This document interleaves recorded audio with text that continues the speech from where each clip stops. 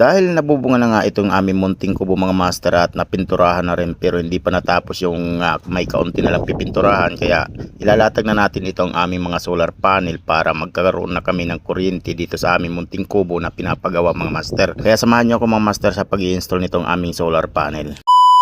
Welcome back mga master. For today's video, ayan, magkakabit kami ng solar panel. Day 16 nga pala ngayon sa aming munting kubo na pinapagawa, at si Natate naman ay nagbububong na doon sa kabilang side sa may bago namin pina-extensionan mga master. At 4 na piraso nga pala itong solar panel na aming i-install. Bali, 2 pirasong 550 watts, 2 pirasong 370 watts. Pero magkabukod po yan ng charge controller. Yung 550 watts mga master, doon siya nakakabit sa hybrid namin na inverter. At yung dalawa naman na 370 watts na solar panel mga master, doon naman yan nakakabit sa aming 70 ampere na pangpusan na charge controller. Pero isang battery lang po yan ang ichina-charge. Bali, mayroon pa pala kami mga master na 4 na pirasong 100 watts na solar panel. Bali, nasa Laguna pa siya kasi ginagamit pa doon. Gawa ng walang ilaw din kasi doon. Kasi nag-aaral pa yung aming mga anak mga master. Tinatapos na lang yung pasukan para pagkatapos ay ililipat na dito mga master. At ito na nga mga master, tapos na akong mag-install. Ayan, napakadali lang. Libre na ang aming kuryente mga master dahil pure off-grid lang po yan. Wala po kaming kuryente. Pero abot po dito mga master ang kuryente dahil maraming bahay dito may mga kuryente po dito. Hindi lang talaga ako nagpakabit kasi gusto ko nga talaga ay pure off-grid lang. Wala siyang kuryente na galing sa Meralco man o anuman mga master. Kaya mas maganda pa rin naka-solar. So hanggang dito na lang ating video mga master. Maraming salamat. Palambing naman, pakilike, share ng ating video, papalo na rin. Hanggang sa muli mga ka-DIY.